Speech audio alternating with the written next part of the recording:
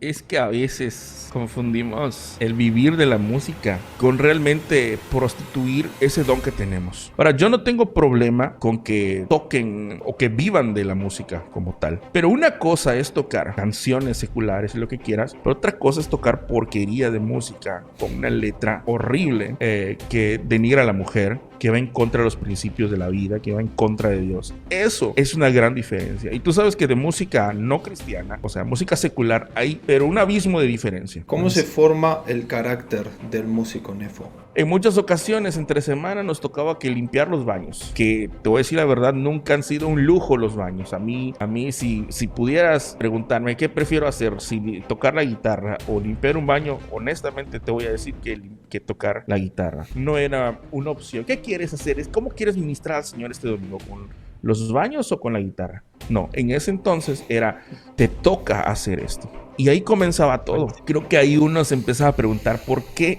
necesidad de estar haciendo esto. Sobre todo yo que era el hijo del pastor. Era una dinámica que fueron años. La gente que pasó ese proceso junto conmigo son la gente que está.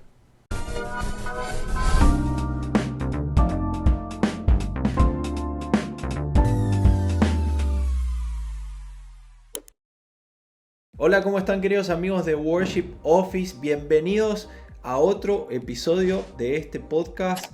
En esta oportunidad tenemos un invitado especial. Está con nosotros el querido Nefo. ¿Cómo estás, querido Nefo?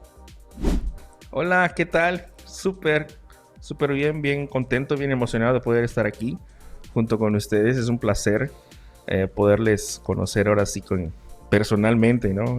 Aunque sea en línea, pero personalmente tener un diálogo. Gracias. Gracias por venir, Nefo. Y también tenemos a mi amigo José, que ustedes ya lo conocen. ¿Cómo está, José? Súper bien, emocionado de compartir con ustedes y nada, de tener estas conversaciones. Qué bueno que podemos tener a Nefo en persona. Y bueno, y vamos a ver qué trae esta conversación. Sí, estoy muy contento de poder conversar. Nefo es un creador de contenido muy conocido en YouTube, en todas las redes sociales. Es líder de jóvenes, líder de alabanza, guitarrista. Así que podríamos tocar muchísimos temas en esta conversación con Nefo. Pero a mí me interesa particularmente cuestiones que tienen que ver con el día a día del grupo de alabanza y el ministerio de alabanza. Entonces, si ustedes van al canal de Nefo Tut, acá en la descripción les voy a dejar su canal, van a ver mucho contenido educativo, mucho contenido acerca de ensayos, acerca de los grupos de alabanza. Nefo, ¿cuál fue el contenido o el tipo de video que más alcance tuvo en esto de los grupos de alabanza? Este contenido o este video que la gente comenta, te manda mensajes, te hace preguntas, pero ¿cuál es ese contenido? Yo creo que el boom estuvo un video que subí sobre los ministros de alabanza no quieren escuchar esto. Y básicamente tomaba la perspectiva como David le expresaba en Crónicas, ¿no? Y se narraba que él tenía ciertos criterios para escoger a las personas que iban a formar parte del ejército. Y curiosamente, los músicos que estaban no eran cualquier músico, sino tenían una preparación en específico. Cuando yo expongo ese video, intentando encontrar un poquito más de información, di con eso, que creo que era muy importante, ¿no? El tener la mentalidad de soldado. Entonces, obviamente estuve trabajando ese contenido y la verdad es que comentarios hubo de todo. Sí, se hizo un poco viral, pero comentarios hubieron de todo, ¿eh? Tengo que admitir que al principio la crítica del inicio fue lo que a mí me pegó porque no esperaba, número uno, el alcance de mis palabras. Las que pude haber dicho, no esperaba que haya un impacto tan fuerte, pero lo que menos esperaba era que haya un impacto hacia mí, un ataque hacia mí de una manera inesperada, ¿no? Porque como comenzaron los buenos comentarios, oye, qué bueno que dices esto, es importante la disciplina, es importante que no sea cualquier persona que esté liderando la alabanza, también hubieron ataques muy personales hacia mi persona. Ese fue, digamos que la primera encuentro que tuve con, con haters, con personas que realmente reprobaban lo que había hecho, ¿no? Entonces, sí fue un cúmulo de sentimientos que tuve que aprender a lidiar con eso, ¿no? Entiendo lo que decís, hacemos contenido y de repente cuando el contenido se va viralizando, va llegando cada vez a gente que tiene menos contexto de lo que está pasando, ¿no? Y menos Ujú. conocimiento y menos información. Entonces, muchas veces terminan comentando personas que tienen una intención negativa, ¿no? Que tienen la intención de hatear o... No, pero me imagino que hay dos o tres cosas que dijiste en esa prédica o en esa enseñanza que activaron la bomba. Estoy seguro que hay una o dos cosas que probablemente son las que le preguntaste a tu pastor, a tu pastora, que fueron las que hicieron que la gente se enoje más. Sí hubieron algunas cosas, pero creo que lo que más marcó la pauta fue cuando yo menciono de que debemos obedecer a la persona que está a cargo, al Mm. director de alabanza. Debemos obedecerlo sin llevarle la contraria. Creo que muchos malentendieron eso.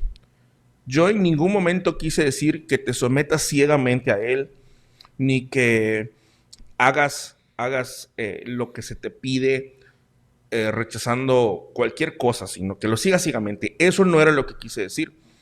Todo esto lo digo en un contexto donde deseo y anhelo que los grupos estén con un liderazgo sano, que lo que el líder en su búsqueda con Dios, en su intimidad con Dios, pueda decir, pueda sentirse sensible a lo que está sucediendo.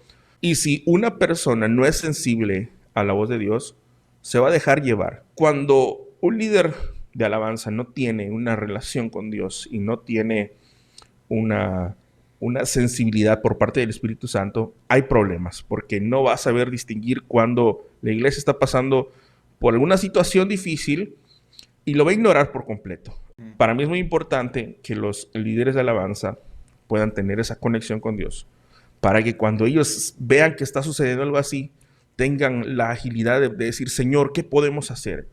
¿Cómo podemos hacer algo? Y aquí es en ese contexto donde yo digo, de repente va a ser necesario hacer un alto y el líder de alabanza va a tener que tal vez exponer la palabra, va a tener tal vez que tomar una tal vez va a tener que tomar cierta actitud y va a llamarnos la atención de una manera en la que tengamos que saber cómo responder a ello. En ese sentido es en lo que yo me refería con el comentario que fue creo que el más pesado que tuve. Wow, sí. Wow. Es algo muy real. José, vos Sí. sos un pastor con muchísimos directores de alabanza a cargo, ¿no? ¿Cómo se maneja esta dinámica de obediencia y libertad, ¿no? Donde de repente capaz ya no es el líder de alabanza que siente que Dios quiere hacer algo, quizá es un director de alabanza y el director de alabanza está quizá debajo del líder de alabanza, que está debajo del pastor en cuanto a cobertura, en autoridad. ¿Cuál sería una libertad barra obediencia sana para que haya una dinámica sana en ese sentido? Sí, bueno, cuando vimos el contenido de Nefo, varias cosas yo creo que a mi mente vinieron que sobresalen. Y una es el hecho de que, bueno, esa idea de vernos como guerreros habla de que hay una misión. Entonces, eso es demasiado, eh, demasiado relevante en nuestro contexto, por lo mismo que está diciendo Nefo, eh, porque cuando si te quedas del nivel superficial de que la alabanza simplemente es música o es tocar de manera excelente o es tecnicismo, es el audio, las luces y todo lo que tiene que ver con el performance, es una parte pequeña o es la punta, como decimos, ¿no? de algo muy grande que tiene que ver con todo el ámbito espiritual. Entonces, totalmente de acuerdo con que la sumisión espiritual hay una bendición también y hay un respaldo de Dios cuando hay sumisión al liderazgo, ¿no? Y tiene mucho que ver con varias cosas, ¿no? O sea, en nuestro caso, en nuestro contexto, todos nuestros líderes de alabanza, número uno, no promuevo, perdón, a una persona a un lugar de influencia a menos que esa persona ha demostrado la habilidad de someterse. Porque poner a un líder de alabanza en un escenario al que le das libertad de hablar, al que le das libertad de ministrar o algo, sin conocer el corazón de esa persona, sin conocer el testimonio de esa persona, es demasiada influencia, demasiada autoridad de una persona que tal vez tú no tienes la confianza de que esté sometida a ti, esté Y sometida es al liderazgo de la peligroso. iglesia. Es Y muy también es peligroso. peligroso. Entonces, todo esto es un tema muy amplio, pero que a veces cuando hacemos videos tal vez no puedes ir a todos estos, como que coser todos estos hilos, pero pienso que uno de esos hilos es eh, asumiendo que tienes líderes a tu cargo, que son personas espiritualmente maduras, que están sometidas a la visión de la iglesia, creo que tiene mucho que ver con esa confianza y esa invertir en el líder de alabanza y decir, bueno, tienes la habilidad espiritual y técnica de leer el cuarto. Tienes la capacidad de parar y decir, bueno, mi rol no es solamente cantar la canción, mi rol es estar totalmente espiritualmente conectado con el momento para entender lo que Dios está haciendo en el cuarto. Como decía Nefo, muchas veces como pastores o líderes de la alabanza, tenemos que hacer una pausa y entender, bueno, tal vez hay algo que yo tengo que exhortar, tal vez hay algo que yo tengo que animar, tal vez hay una palabra que Dios quiere que la iglesia escuche, que va a traer convicción de algo, convicción de pecado, convicción de rendición. Y son tantas cosas, pero requiere esa sensibilidad, requiere estar afinados juntos al Espíritu Santo. Y esa madurez no viene simplemente de, bueno, sí, me aprendí la canción y puedo cantar la canción. No, ese es el nivel básico de dirección de alabanza. El nivel al que estamos hablando de, por eso el concepto de pastor de alabanza y el concepto de líder de alabanza. Creo que cualquier persona puede dirigir una canción. No cualquier persona puede pastorear en alabanza un cuarto. Tener esa habilidad de entender lo que está sucediendo espiritualmente toma tiempo, toma humildad, porque tú dices, bueno, a mí me gusta dirigir esta canción de esta manera. Y te das cuenta que el líder de alabanza viene y canta la canción igual todo el tiempo. ¿Por qué? Porque la mentalidad no está en lo que Dios está haciendo, la mentalidad está en cómo yo puedo hacer esta canción mejor. Y se trata de mí, y mucho de esto, del músico, es una batalla, una tensión muy fuerte con el ego. Sí, bastante. Fíjate que me he topado con tantos músicos que son excelentes músicos, indiscutible, tocan muy bien. He tocado con ellos, disfruto tocar con ellos, pero honestamente en sus congregaciones no son parte de la membresía de su iglesia. O sea, no se involucran en nada que no tenga que ver con su grupo cuando les toque tocar en su grupo o en su banda. Y eso para mí es muy preocupante porque realmente si se tratase de tener a los mejores músicos, pues todo se puede hacer con el dinero, ¿me entiendes? Todo se puede hacer con el dinero. Yo pongo una solicitud, se buscan músicos profesionales para tocar en una iglesia. Y van a caer los músicos profesionales y van a tocar impresionante. Y creo que no voy a encontrar ninguna diferencia con los músicos que encuentro tocando, más que la calidad musical. Y el asunto es, qué triste es que tocan muy bien, pero no tienen una relación con Dios. Qué triste es que tocan impresionante, pero no son parte de la iglesia. Y no se nos debe olvidar nunca que antes de ser un ministro de alabanza, también somos parte de una congregación. También somos hijos de Dios. También pertenecemos a una iglesia a la que debemos, creo que, rendirle cuentas. ¿Me entiendes? Cuando nosotros nos quitamos todas esas etiquetas que tenemos, soy el líder de alabanza, soy el pastor de alabanza, soy el director de alabanza, soy el hermano del coro, soy el hermano de producción, soy el guitarrista, soy todo. Y simplemente nos quedamos con el primer llamado, que es ser hijos de Dios. A veces nos olvida tanto eso. Y qué importante es para mí, y debe ser para todos, el saber que la gente que está a nuestro alrededor realmente son hijos de Dios. ¿Cómo se forma el carácter del músico, Nefo?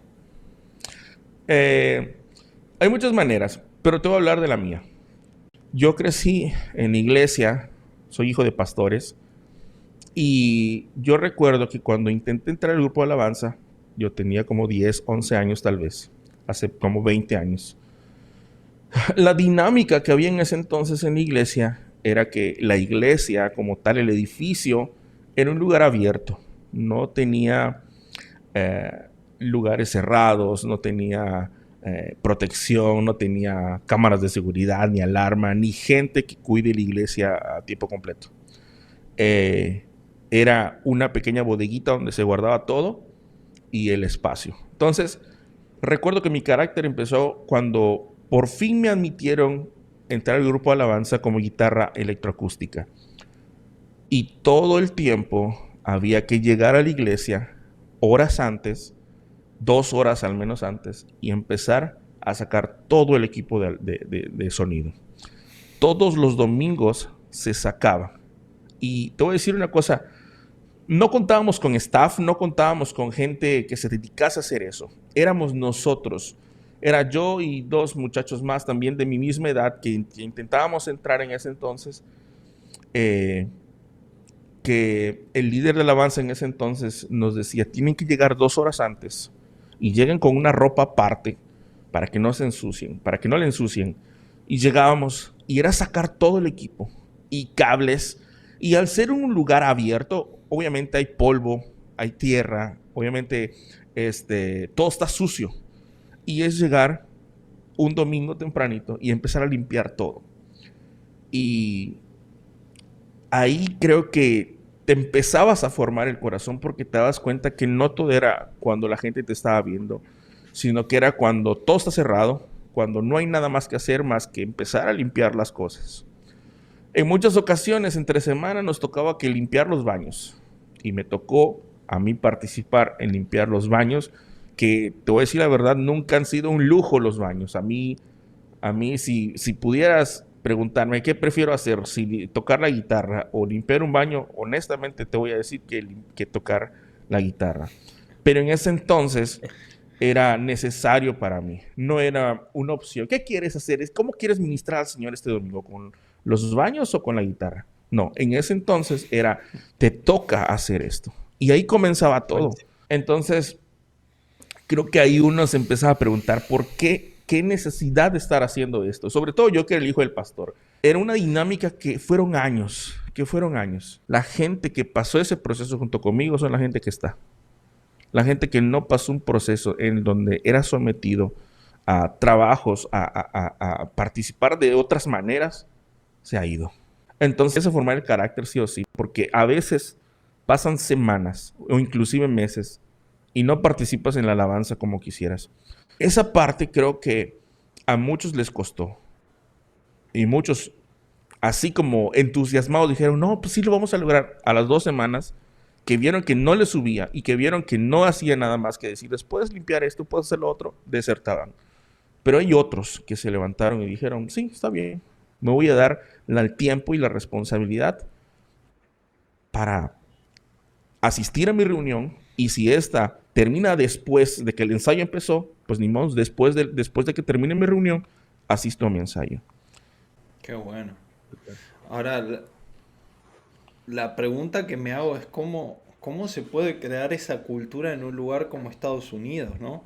Porque el caso que tenemos acá en Estados Unidos es que los músicos comienzan a tocar como voluntarios en la iglesia, pero en muchas iglesias enseguida se les empieza a pagar. Y quizá de las personas que venimos por fuera de Estados Unidos, tenemos un poquito esa cultura en donde nuestros pastores, nuestros líderes nos enseñaban del ministerio y nos enseñaban del servicio y nos hacían hacer muchas cosas para enseñarnos de qué se trata realmente el ministerio y crecer el carácter, ¿no? Pero Estados Unidos es un lugar muy particular en ese sentido y me llama la atención cómo se puede hacer para generar esa cultura, ¿no? Pues, Sí. sí, sí, adelante. No, lo que te iba a decir es totalmente cierto que sobre todo la gente que viene de nuestros países, ¿no? Argentina, Colombia, tenemos pasados similares, ¿no? crecimos en iglesia en la que no hacíamos una cosa. O sea, si te piensas, yo estaba en la alabanza, pero también tenía un grupo de vida, estaban los jóvenes, en tu caso enseñabas, estabas acá. Entonces, lo que es interesante es el concepto. De hecho, el otro día estaba leyendo un libro acerca del carácter y la persona que lo escribió decía que el carácter viene de una raíz en griego que significa experiencia. Entonces, realmente el carácter solamente puede ser formado cuando pasas por experiencias que hacen, que te forman, que te quiebran, que hacen que tengas que ensanchar tus emociones, tu mente, tu espiritualidad en oportunidades, experiencias en las que tengas que decir que sí, que tengas que decir que no, que tengas que someter tu ego, que tengas que decir, bueno, Señor, decido seguir tu voz, a seguir lo que... Y la cosa con aquí en Estados Unidos, lastimosamente, es una cultura microondas. Todo es súper rápido. Hasta la gente, yo creo que hasta batalla para la vida, ¿no? De ir a grupos y cosas así. Siempre estamos pensando en cuál es la mejor estrategia para que la gente pueda hacer todo. Bueno, hacemos los grupos el mismo día del domingo para que la gente no tenga que venir a la iglesia otro domingo. Entonces, la vida en Estados Unidos es totalmente... y la gente que vive acá o gente que tal vez tiene iglesias acá puede entender este concepto. Tal vez en nuestros países era un poco más sencillo decir, sí puedo estar en la iglesia el miércoles y el sábado también y el domingo también. Y aquí tal vez un poco más complejo, pero creo que la clave no necesariamente es bueno, voy a hacer que la gente limpie los baños antes de tocar o servir en la alabanza, porque por ejemplo iglesias como Passion en Atlanta, ellos lo que hacen es que antes que sirvas en el fin de semana, tienes que tocar 6 meses primero con los niños, de manera gratuita. No importa Con si los eres un niños, músico ok. que sabe, que es profesional, o si eres una persona que no tiene ninguna experiencia, comienzas con los niños y entonces llegas al fin de semana. Entonces, obviamente No, es pues un qué buen Bueno, castigo. filtro. Pues es qué buen castigo. castigo, es buen Qué castigo. buen A ver, castigo. hay gente que va a preferir limpiar los baños. No, total. Pero si lo piensas, crea tu carácter porque dices, bueno, si realmente mi deseo es estar conectado a la iglesia, mi deseo es servir, estás dispuesto a estar en el lugar que te ponen por 6 meses y eso moldea tu carácter. Nosotros por aquí es muy distinto, porque para empezar, las iglesias no te pagan por tocar allá, por tocar. Al menos en esta parte, tal vez del centro de la República Mexicana para acá abajo, no te pagan. Hay pocas iglesias que tienen ministerios de alabanza que se dedican a eso. Hay iglesias que tienen un grupo musical que es conocido y obviamente su trabajo es ir y tocar a las naciones. Pero eso es por aparte. Pero que sepas que hay iglesias aquí, sobre todo acá en la ciudad. Acá en la ciudad no es una ciudad muy grande. Me encanta de mi ciudad que es una ciudad pequeña, tal vez tendrá 1 millón de habitantes, eh, pero ninguna aquí te paga por tocar. Sí hay otra manera de retribuir a las personas que participan, pero que tengas un sueldo eh, por tocar cada domingo, no lo existe. Sin embargo, platicando con muchos amigos, dicen, me encantaría que sea posible, ¿no? Me gustaría, yo como líder de alabanza, me gustaría en algún momento poderles pagar a los músicos que tocan en la iglesia. Y ellos lo saben bien, pero viendo la realidad, todavía no estamos listos para eso, no estamos preparados. Yo soy Sí, polémico a veces, Nefo, así que me voy a meter en una polémica. sí. Yo creo que una de las cosas controversiales que pasan en Estados Unidos es lo que estábamos mencionando, ¿no? Músicos que adquirieron una cultura en el cual se profesionalizan dentro de la iglesia y Mm. hasta a veces están tocando en diferentes iglesias con el objetivo de poder tener para vivir, ¿no? Vivir de eso. Pero en Latinoamérica tenemos otra problemática que nunca la hablamos en este podcast y creo que es la oportunidad perfecta para hablarla, que es el músico que toca en la iglesia, pero que se profesionalizó fuera de la iglesia, que está tocando quizás en ambientes seculares, con bandas seculares para vivir de la música, pero obviamente está en ambientes seculares. ¿Tenés algún caso de esos? Yo escucho muchísimo en Latinoamérica que pasó esto y me interesa saber qué pensás. Es que, es que a veces confundimos el vivir de la música con, con realmente prostituir ese don que tenemos. Tengo un amigo que quiero muchísimo y él es músico profesional. Él toca en su iglesia, el grupo de su iglesia toca muy bien, tienen un excelente ingeniero de sonido, ellos saben quiénes son, los aprecio mucho, pero el baterista, que es uno de mis grandes amigos, tiene un grupo de música jazz. Ahora, yo no tengo problema con que toquen o que vivan de la música como tal. Pero una cosa es tocar música bonita, canciones seculares y lo que quieras, pero otra cosa es tocar porquería de música con una letra horrible que denigra a la mujer, que va en contra de los principios de la vida, que va en contra de Dios. Eso es una gran diferencia. Y tú sabes que de música no cristiana, o sea, música secular, hay pero un abismo de diferencia. Pero creo que hay esa distinción, saber distinguir si lo que voy a tocar es música realmente denigrante o es música buena. ¿Entiendes? Me encantó. Empezaste con toda. Dijiste, no estás de acuerdo con que prostituyamos el don. Y yo dije, uy, acá se va a prender fuego todo. Pero al final diste Sí, diste sí, la respuesta obviamente que no, esperaba por...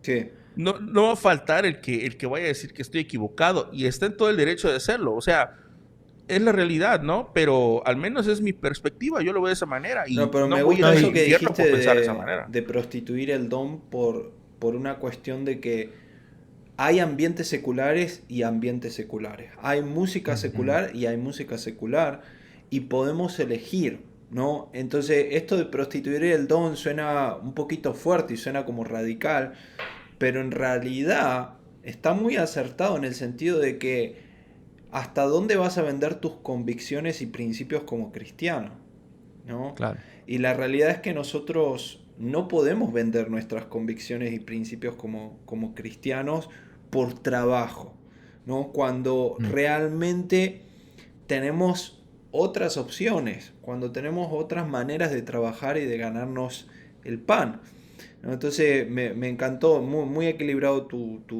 punto y tu opinión. José. No, igual, iba a decir eso, que me encanta, eh, al escuchar tu contenido, puedo asumir que tú eres más de las personas que tienen las opiniones de, bueno, el que sirve en la iglesia y Dios le dio el don, bueno, no sé, al menos yo crecí en un trasfondo siendo niño así, como bueno, el que sirve en la iglesia y Dios le dio el don es para Dios y bueno, y me encanta escuchar que tienes un pensamiento equilibrado, porque esa también es parte de varias discusiones que hay en el contexto de alabanza, ¿no? De, bueno, sirvo en la iglesia, pero soy músico profesional y muchas iglesias castigan a los músicos. Bueno, o Dios o el mundo. Pero no es ni una cosa ni la otra, sino más bien es como decía Agustín, el criterio. En qué ambientes estás, en qué lugares usas tu talento, tu trabajo.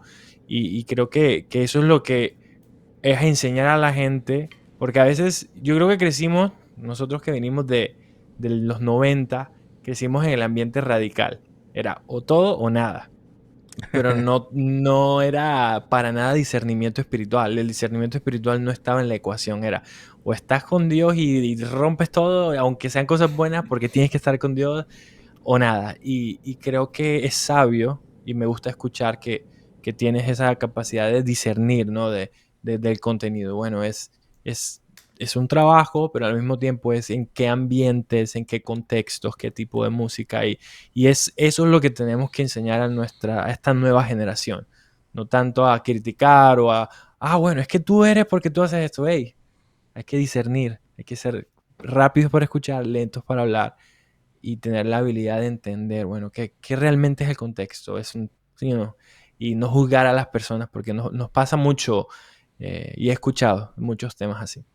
¿Hay alguna manera de preparar a nuestros equipos de alabanza para cuando ocurre el error tecnológico de audio o se fue la luz, cosas que imprevistas, ¿no? ¿Hay una manera de prepararnos para eso? Creo que las cosas básicas sí. Por ejemplo, yo procuro enseñarles a los que están en el grupo, procuro enseñarles que hasta cierto punto ser, eh, eh, sepan ser, que puedan solucionar las cosas ellos mismos. Mm. Que de pronto el ingeniero de sonido no pudo llegar. Bueno, está el hermano que canta, pero el hermano que canta sabe echar a andar todo el equipo. Nefo, un consejo final para grupos de alabanza en cuanto a cómo aplicar la tecnología. Vamos a ponerlo en nivel principiante. Ok, yo les recomiendo siempre, bueno, sí, eso sí lo he comentado, yo recomiendo siempre que usen las secuencias cuando ya sea muy evidente la necesidad de que haga falta algún instrumento. Pasa que, al menos aquí, en México, en Latinoamérica, hay esa mala cultura de que si hay secuencia, bueno, yo me hago tantito para atrás y que la secuencia lo haga todo. Y yo creo que ese no era el punto en el cual fueron creadas las secuencias. No creo que ese haya sido el objetivo, ¿no? Que suenes igualito al disco. Creo que lo importante es si realmente hay la necesidad de algún músico que realmente su parte sea muy necesaria, bueno, ahí sí es importante o sería muy beneficioso usar las secuencias. Entonces, lo primero que yo mencionaría es que primero haz todo lo posible por no usarlas. Haz todo lo posible por hacer, por forzarte, por disciplinarte a hacer las cosas con tu instrumento. Aprende a resolverlo, ¿no? Hay cosas que sí son efectos, que claps, que muchas cosas que no, que obviamente sí van a ser secuenciadas, pero haz al menos tu instrumento, intenta suplirlo, intenta hacer bien tu instrumento. Y una vez que la banda pueda sonar por sí misma, a veces, y sobre todo es algo que hemos estado aplicando últimamente, a veces no es necesario usar la secuencia. A veces suena muy bien, a veces suena muy bien con 4 o 5 instrumentos. Eh, pero bueno, una vez ya dominado esa parte, agregas el click. Y lo primero que empezamos a hacer con ellos antes de meter secuencias era meter click y que se acostumbren al click para que todos podamos tocar de una manera un poquito más robusta, un poquito más compacta. Y eso ayudó muchísimo. Una vez que empezaron a dominar el click, empezamos a meter las secuencias y las metimos de lleno, ¿no? Y caímos en ese problema, que la secuencia le haga todo, que la secuencia le haga todo. Y ese es un grave peligro. No recomiendo que caigamos en esa parte.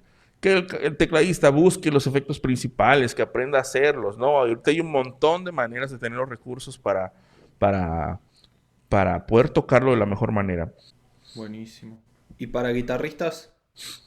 Para guitarristas, no busquen sonar eh, como su guitarrista favorito.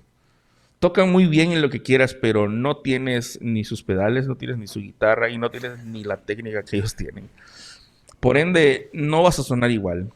Honestamente, yo les recomiendo que busquen su propio sonido, que desarrollen un propio sonido, que tengan una propia identidad con su sonido, para que cuando la gente escuche, estás tocando, digan, mira, es él y no es su guitarrista favorito, sino que sean genuinos en ese sentido. Desarrollen un propio sonido y ya. Qué bueno. Buenísimos consejos. Muchísimas gracias, Nefo. Muchas gracias, José. Esperamos hacer muy pronto otro video, otro contenido, otra charla. Y que Dios les bendiga muchísimo y gracias por escuchar este podcast. Nos vemos, chicos. Un abrazo. Adiós.